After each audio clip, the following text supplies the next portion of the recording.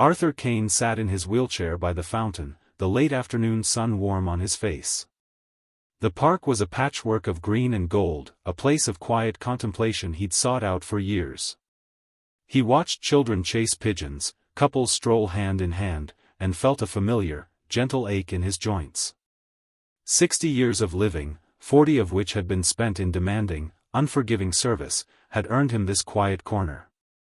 Most people just saw an old man, silver-haired, with faded blue eyes and hands that trembled slightly when he reached for his worn paperback.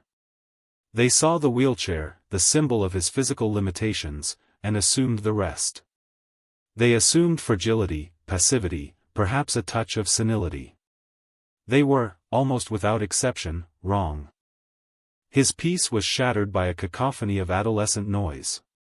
A group of teenagers, perhaps 5 or 6 of them, spilled onto the path, their energy raw and undirected. They wore similar jackets, a crude symbol on the back depicting a snarling dog, and carried themselves with the swagger of unchecked entitlement. They were loud, obnoxious, and immediately, Arthur felt a prickle of unease. Not for himself, but for the atmosphere they disrupted. They shoved past a young mother with a stroller, sending her a glare when she flinched away. They kicked a soccer ball too hard, sending it skittering near the fountain, nearly hitting a small child. Arthur's gaze sharpened, cataloguing their faces, their movements, the easy cruelty in their laughter. They noticed him then, an island of stillness in their chaotic wake. One of them, the apparent leader with a shock of bright dyed hair and a sneer already etched onto his lips, nudged his friends. Their eyes, dismissive at first, lingered on the wheelchair. A cruel smile spread across the leader's face. This, Arthur knew instinctively, was not going to be pleasant. "Look what we got here," the leader sneered, sauntering closer. His friends fanned out slightly, blocking the path, trapping Arthur by the fountain. The sunlight suddenly felt less warm. Old man taking up space. Another teen, skinnier and jumpier, giggled. "Yeah, Gramps. Need directions to the nursing home?" Arthur remained still, his expression unreadable. He lowered his book slowly to his lap. His gaze swept over each of them, taking in their posturing, their false bravado.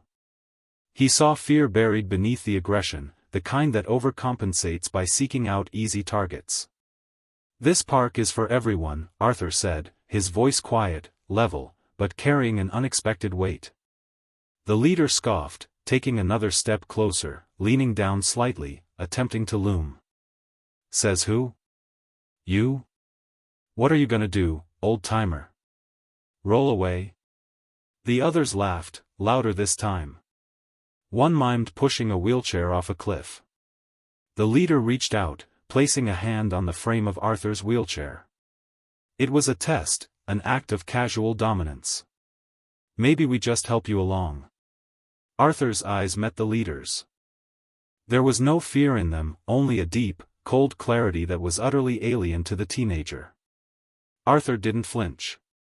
He didn't shout. Instead, his right hand, the one that had seemed to tremble moments before, moved with startling speed and precision. Not to strike, but to grasp the teenager's wrist with a grip like steel. He applied pressure to a specific point, just below the thumb, a nerve cluster that wasn't debilitating but instantly uncomfortable, distracting. The teenager yelped, his sneer vanishing, replaced by surprise and pain. He tried to pull away, but Arthur's grip held firm. "Remove your hand," Arthur said, his voice still quiet, but now carrying an unmistakable edge of command. The teenager, shocked by the unexpected strength and the icy tone, stumbled back, yanking his wrist free.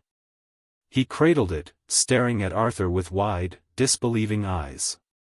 The laughter of the other teens died down, replaced by confused silence. "What the leader stammered, shaking his hand. Arthur released his wrist, his hand returning to his lap as if nothing had happened.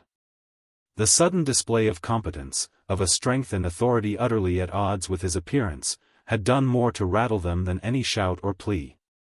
"You made a mistake," Arthur said. It wasn't a threat, just a simple, factual statement. Leave.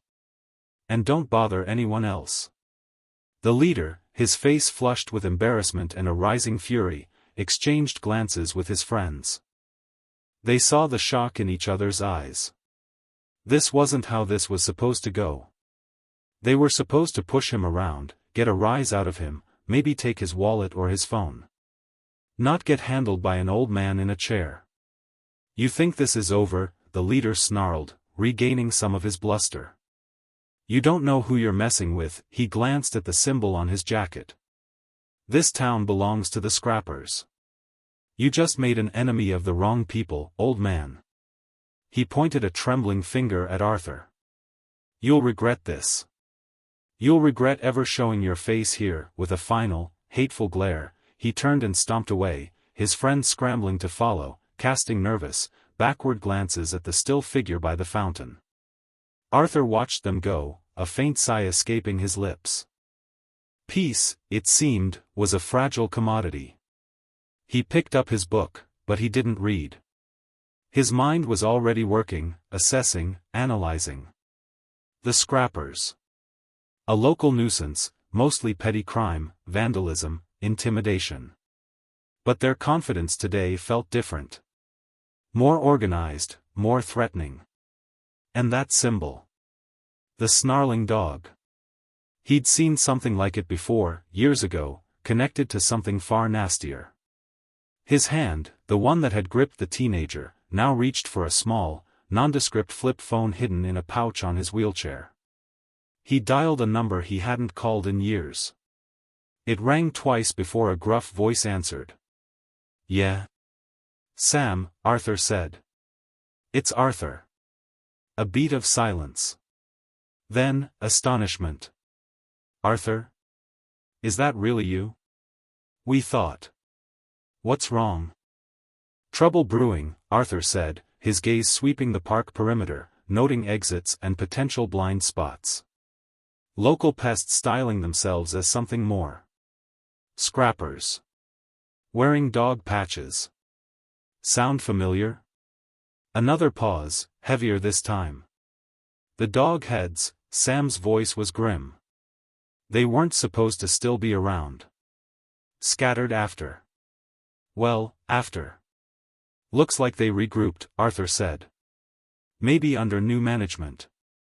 These kids were just the low rung, but they were backed by something. They threatened the park, the town. Said it belonged to them.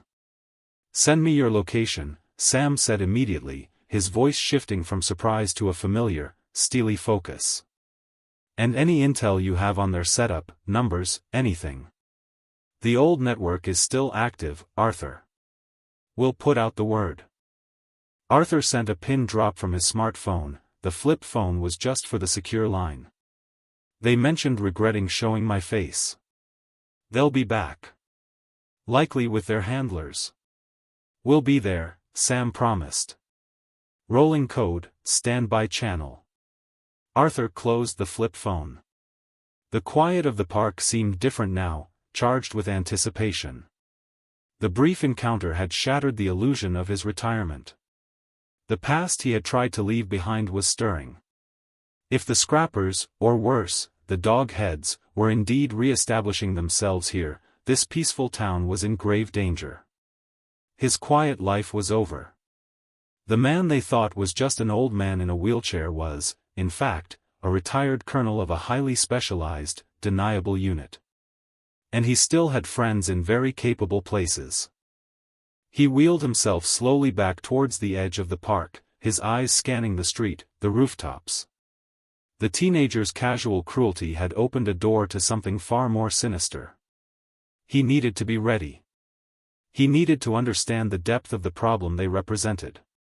And he needed to make sure that when they came back, they wouldn't find an easy target, but an unbreakable wall. Arthur spent the rest of the afternoon doing what he did best, observing, analyzing, and subtly gathering information. He made his way back to his small, unassuming house on a quiet street. Inside, the house was neat, almost Spartan, filled with books and maps, not trinkets. In his study, hidden behind a false panel, was equipment that belied the quiet life he lived. Encrypted radios, satellite phones, computers running on secure networks. Tools of a trade he'd honed over decades. He started cross-referencing the scrapper name and the snarling dog symbol with databases only accessible through his old contacts. The Dog Heads. A paramilitary criminal outfit involved in extortion, smuggling, and violence, particularly active about 15 years ago before a series of decisive, and largely unpublicized, operations shattered their command structure and scattered their members. Seeing the patch again, on the jackets of local thugs, confirmed Sam's grim assessment. They were back. And their presence in this quiet town suggested they were using it for something. A base? A transit point? While Arthur worked, using the secure channels to coordinate with Sam and others, the scrappers' leader, Cale, was back at his crew's local hangout, a derelict auto shop on the edge of town. He was pacing, agitated, nursing his sore wrist. "You're telling me," scoffed a burly man, much older, with the same snarling dog patch, but embroidered on worn leather, "that some old geezer in a wheelchair punked you?" This was Marcus, Cale's uncle, and a higher-up in the re-emerging Dog Head structure. He wasn't just some geezer. Cale protested, his face red. "He grabbed me, Uncle Marcus. Like a vice. And his eyes. They were like ice." Marcus laughed, a harsh, grating sound. "Ice? From a cripple? You letting kids mess with your head, Cale? Probably had some gizmo, or you just got spooked." "No. It was him. And he said we made a mistake. Like he knew something." Marcus stopped laughing. A flicker of unease crossed his face, quickly replaced by anger. "Nobody talks to my crew like that. Nobody makes a fool of my nephew." He ran a hand over his shaved head. "Maybe the old man knows something. Maybe he saw something. Or maybe he's just crazy. Doesn't matter. Nobody disrespects the Dog Heads here." He looked at the younger members of Cale's group, still looking shaken from the park encounter. "This town is our territory now. We move shipments through here. We run things.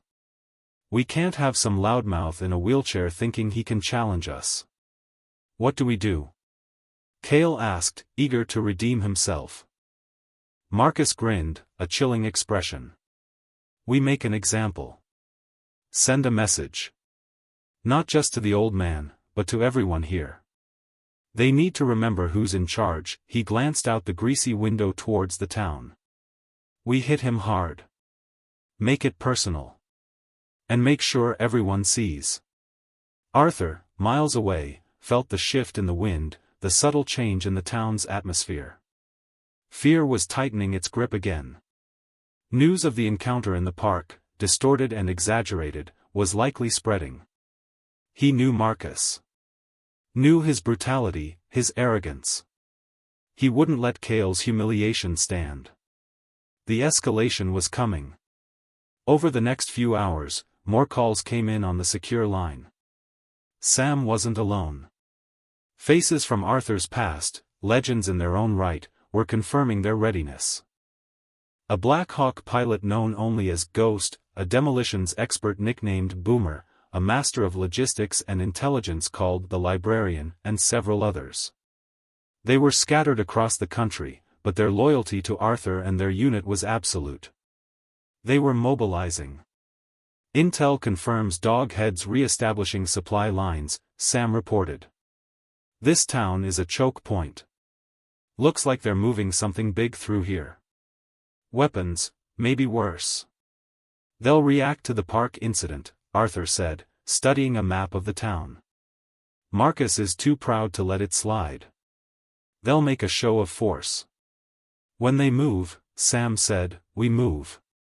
ETA on main elements of the team is 24 hours. A few of the closer ones can be there sooner.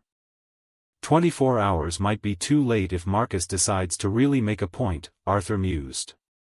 "We need to prepare. Identify key targets, potential ambush points. And we need local support. Local support. That meant reaching out beyond the network, beyond the past. It was riskier, but necessary. He thought of Martha, the owner of the diner he frequented, always kind. And Sheriff Brody, a decent man, but outmatched and maybe compromised by fear or worse.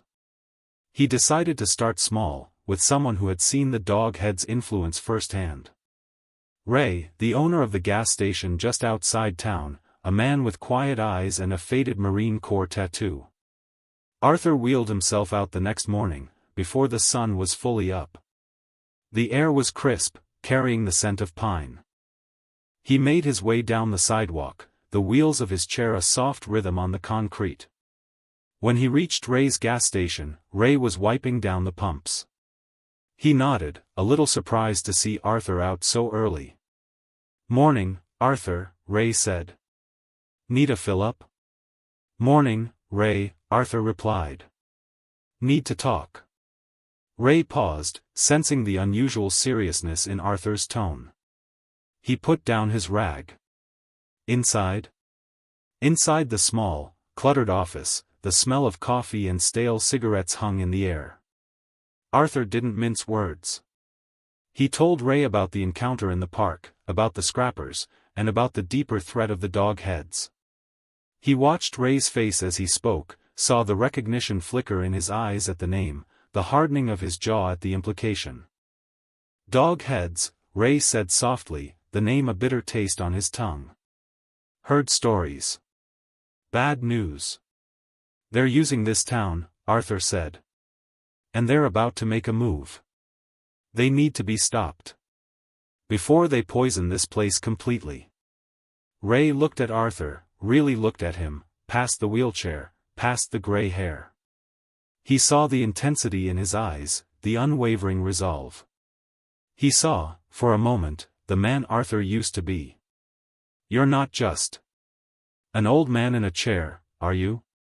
Ray asked, a dawning understanding in his voice. "I had a different life before this," Arthur admitted, his gaze steady.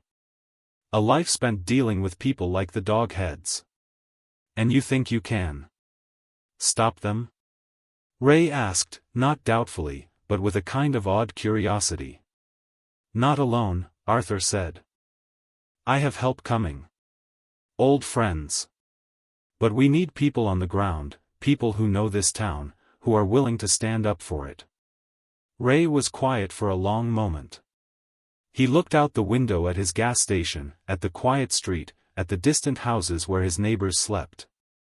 He thought of the fear that had been creeping into town lately, the way people lowered their eyes when the scrappers drove by. "My old man fought in Korea," Ray said finally. "He always said you either stand for something, or you fall for anything." He met Arthur's gaze. "What do you need?" Arthur smiled faintly. It was the beginning. Ray provided valuable local knowledge. Who was intimidated, who might cooperate, who was too afraid. He knew the backroads, the blind spots, the rhythms of the town. More importantly, he knew people. Quiet, decent people who were tired of being afraid. "Tell us where you're watching from." Arthur's network of allies began arriving discreetly. Not in a single, obvious convoy initially, but small groups, blending in. A beat-up RV parked at the edge of town contained Ghost and Boomer. A seemingly ordinary delivery truck brought the librarian and gear. They were ghosts, moving in the shadows, establishing a temporary command post in an abandoned farm outside town, loaded with communications equipment and operational supplies. Sam arrived in a nondescript sedan, meeting Arthur at his house under the guise of being a distant cousin. Sam was lean, wary, his face lined with years of hard experience. He looked at Arthur in the wheelchair, and for a moment, the old camaraderie softened his features. "Good to see you, Arthur," Sam said, clasping his shoulder. "Even like this." "Good to be seen, Sam," Arthur replied. "And you look like you haven't aged a day. Still dodging bullets, I assume?" "Same as always," Sam grinned humorlessly. "So, Tell me about these dog heads. Marcus is running them? That explains the heavy hand. He was always more thug than strategist. They spread maps on Arthur's study table. Arthur, despite his chair, commanded the room, his mind sharp, his tactical understanding undimmed. He integrated Ray's local knowledge with the intel from his network. The dog heads were using the auto shop as a front, moving illicit goods in and out using modified vehicles.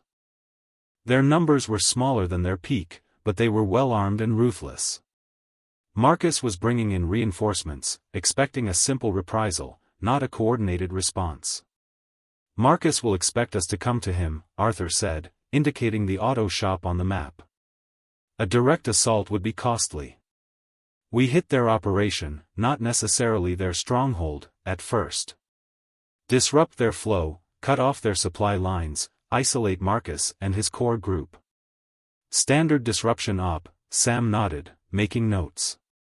Ghost can handle aerial recon, Boomer can prep some surprises for their escape routes, Librarian will monitor their comms. Ray and his people can provide eyes and ears in town, Arthur added. Early warning if Marcus tries to pull something in public. They're civilians, Sam, but they're brave. They deserve protection. Understood, Colonel, Sam said, using Arthur's old rank, a sign of respect and the shift in their dynamic from friends to operational command. Just Arthur is fine, Arthur said, though the mantle of leadership settled comfortably back onto his shoulders. The planning session was interrupted by a frantic call from Ray. Arthur. They're making a move. Ray's voice was tight with fear and adrenaline. Marcus and a dozen guys, heavy gear. They're heading towards the park. Arthur's blood ran cold. The park. Where it all started. Marcus wasn't just retaliating, he was sending a message. A public display of dominance, right where Cale had been humiliated. It was a trap, designed to draw Arthur out, or worse, to punish the town publicly for Arthur's defiance. He's not just hitting the park, Arthur realized aloud, looking at the map. The park is next to the town square. Farmers' Market Day. He's going to hit the market. Terrorize civilians. Draw us out into the open. Sam swore under his breath. That's Marcus. Cruel and stupid. Okay, Arthur said, his mind racing. Ray, get everyone you can to warn people. Get them out of the square, into lockdown. Sam, you and the forward team intercept before they reach the square if possible. Use the back streets Ray showed us. Ghost, eyes on them, give Sam updates. Boomer, any chance of delaying them? Not without hitting civilians if they're already in the square, Boomer's voice crackled over the secure line. I can prep charges on their likely escape routes, though. Make it spicy for them on the back end. Do it, Arthur ordered. Sam, focus on delaying, disrupting, forcing them to choose a different path or slow down. Don't engage directly in a way that endangers civilians if they reach the market. Fall back and buy us time. Sam acknowledged the order. Arthur looked at the map again, his hands gripping the wheels of his chair. He couldn't be on the front lines, couldn't physically intercept Marcus. But he could direct. He was the brain. His years of strategic planning, of coordinating complex operations, kicked in. Ray and his hastily assembled group of brave townspeople raced through the market, shouting warnings, urging people to leave, to find cover. Panic erupted, but the urgency in their voices, the fear in their eyes, spurred people into action. Meanwhile, Sam's small forward team, for veterans moving with silent efficiency through the alleys and side streets Ray had indicated, positioned themselves along Marcus's projected route. They were a mix of former Delta, SEALs, Rangers, elite operators drawn back by loyalty to Arthur and their shared code. They were armed with suppressed weapons, their movements precise and deadly. Marcus and his crew, swaggering down a less used street heading towards the town square, were caught completely off guard. A flashbang erupted from an alley, disorienting the lead elements. Before they could react, accurate, suppressed fire disabled their vehicles and forced them to scatter, seeking cover in the narrow space between buildings. Contact! Marcus roared into his radio. Ambush! We're pinned down. Sam's team didn't aim for kills, not yet. Their objective was disruption and delay. They targeted tires, engines, communication equipment. They moved like shadows, flanking, suppressing, never staying in one place long enough to be targeted effectively. The dogheads, used to terrorizing civilians and outgunning local police, were facing a completely different kind of opponent. These weren't hesitant deputies, these were professionals. Numbers? Arthur asked Sam over the comms, listening intently from his study, eyes on a digital map showing unit positions. Roughly a dozen, like Ray said, Sam reported, his voice calm amidst the distant sound of gunfire and shouting. Heavy weapons. RPG in the mix. We're keeping heads down, forcing them street to street. They won't make the square quickly, Arthur. Good, Arthur said. Keep them tied up. Boomer, you ready to collapse that secondary escape route if they try to break south? Charges are hot, Colonel, Boomer confirmed. Just say the word. Not yet, Arthur decided. Let Marcus think he has options. He'll panic when he realizes he's trapped. The initial clash was intense but brief. Sam's team, outnumbered but vastly superior in training and tactics, inflicted just enough chaos and damage to force Marcus to abandon his direct route to the market square. Cursing, Marcus ordered his men to pull back, seeking a different approach, or better yet, an escape. If you are enjoying it, subscribe to our channel. Marcus and his remaining men, rattled and angry, tried to pivot, looking for an alternative route to either reach the square or simply get out of the area.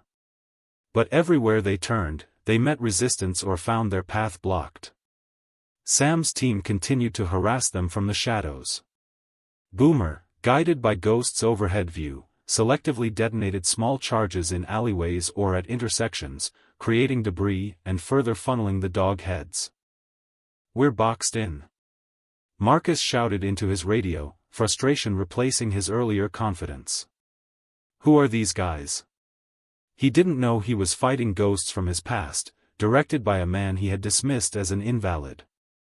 He just knew his well-armed crew was being systematically dismantled by an unseen, incredibly effective force. Back at Arthur's house, the map showed the dogheads' path tightening, their options dwindling.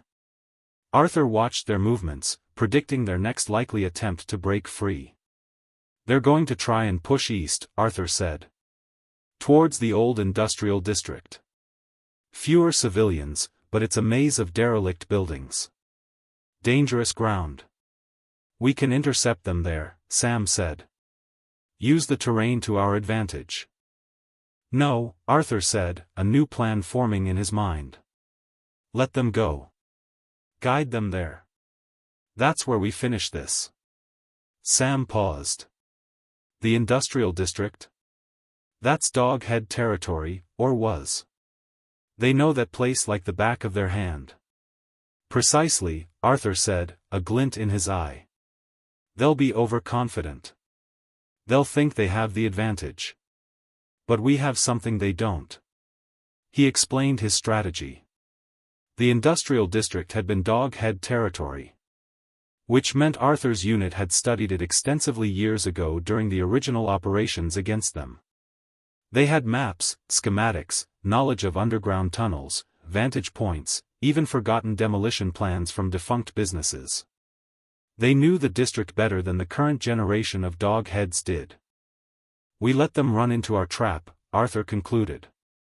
They think they're escaping into friendly territory.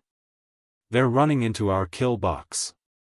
The remaining dogheads, harried and demoralized by the relentless, unseen attacks, finally broke towards the industrial district. They felt a false sense of relief as the harassment lessened, believing they had shaken off their pursuers.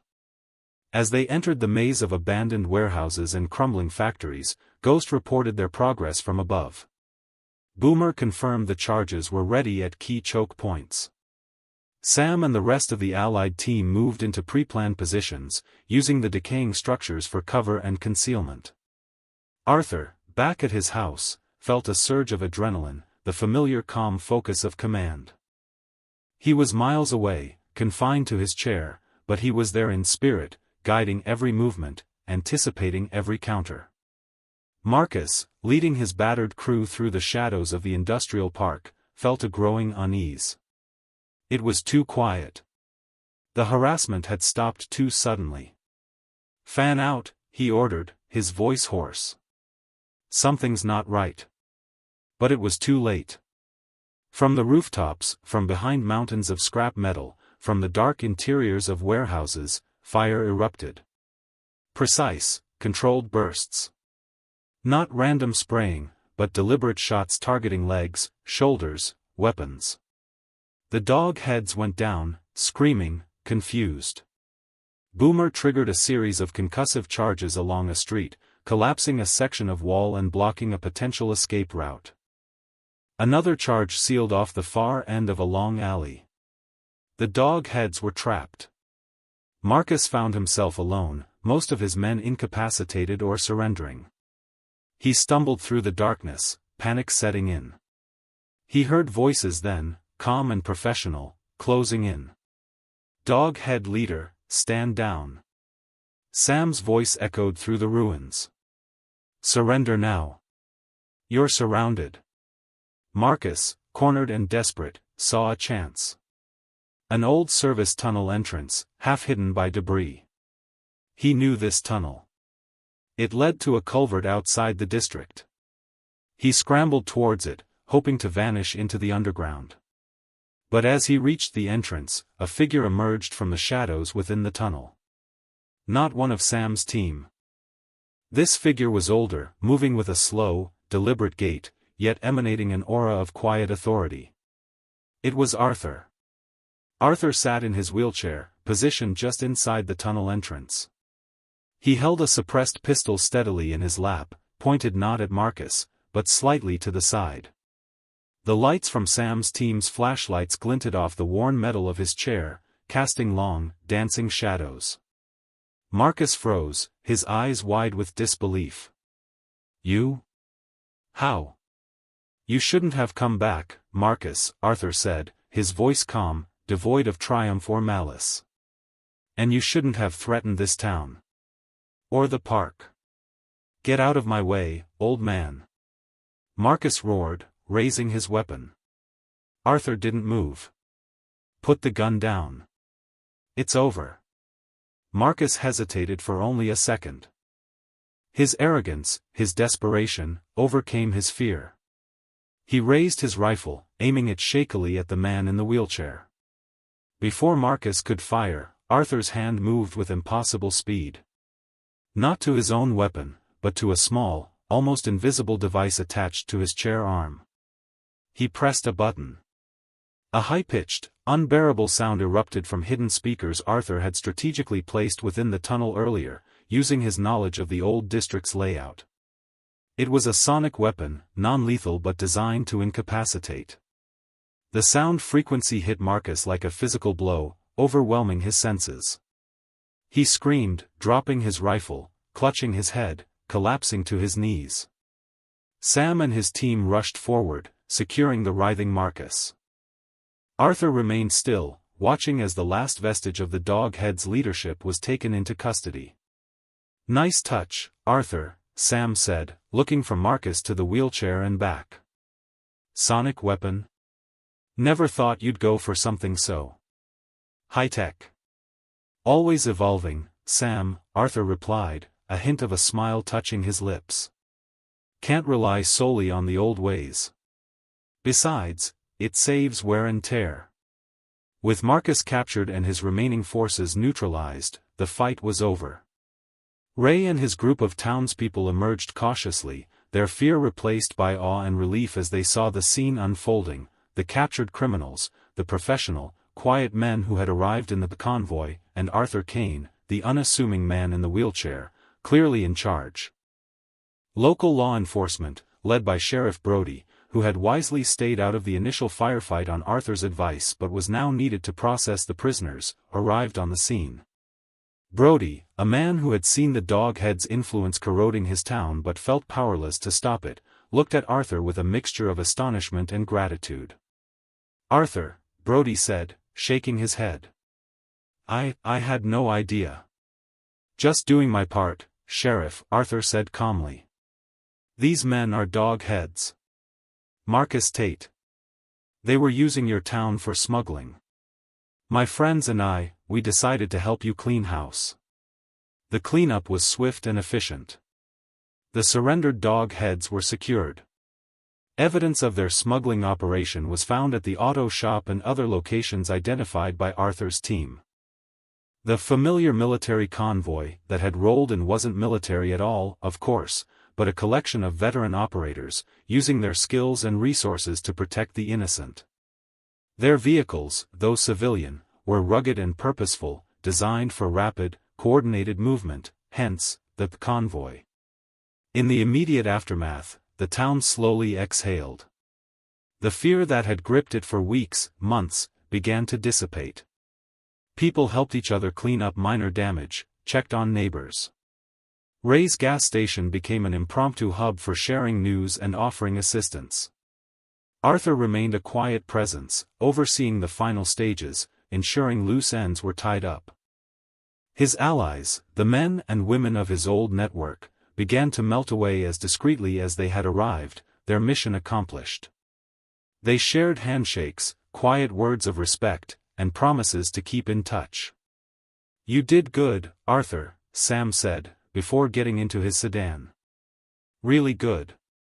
Proud to serve under you again, Colonel." "Just glad we could help," Arthur said. "Stay safe, Sam." As the last of the convoy departed, a profound sense of peace settled over the town. The Dogheads were gone. Their hold broken. The people had seen that courage wasn't limited by age or physical ability, and that standing together, even against seemingly insurmountable odds, could make all the difference. A few days later, Arthur was back in the park, sitting by the fountain. The sun was warm, the children were chasing pigeons again. It felt like a different park, a different town. Safer, lighter. Ray came by, pushing a new wheelbarrow full of potting soil. "Thought I'd help replant some of the flowers near the square," Ray said, wiping sweat from his brow. "Community project. Everyone's pitching in." "That's good to hear, Ray," Arthur said, a genuine smile on his face. "Arthur," Ray began, hesitating. Those men who came? And you. What you did. Thank you. All of us." Arthur nodded. "You and the others here, Ray, you were the real strength. You stood up when it mattered." He looked out at the park, at the life returning to it. "Respect isn't given because you wear a tough patch or drive a big car. It's earned. By how you treat people. By standing for what's right." The town didn't just return to normal, it became better. The experience had forged a new sense of community, a shared resolve. Sheriff Brody, emboldened, started rooting out the last vestiges of corruption the Dogheads had sown. Ray and others formed a neighborhood watch, not out of fear, but out of a desire to protect the peace they had fought for. Arthur Kane remained in his quiet house, in his wheelchair. To most, he was still just an old man. But to those who knew, to those who had seen the calm command in his eyes, who had witnessed the arrival of the familiar, formidable convoy, he was the guardian of their peace. He had reminded them that true strength often lies hidden, underestimated, waiting only for the moment when injustice demands that it rise. And that sometimes, the quietest among us have the loudest impact. His past life had found him again, but this time, he hadn't just survived, he had saved a community, proving that a warrior's spirit and purpose never truly fade, even when the body begins to fail. His park, his town, was safe. And the peace he sought was, finally, truly earned. Up next you've got 2 more standout stories right on your screen. If this one hit the mark, you won't want to pass these up. Just click and check them out.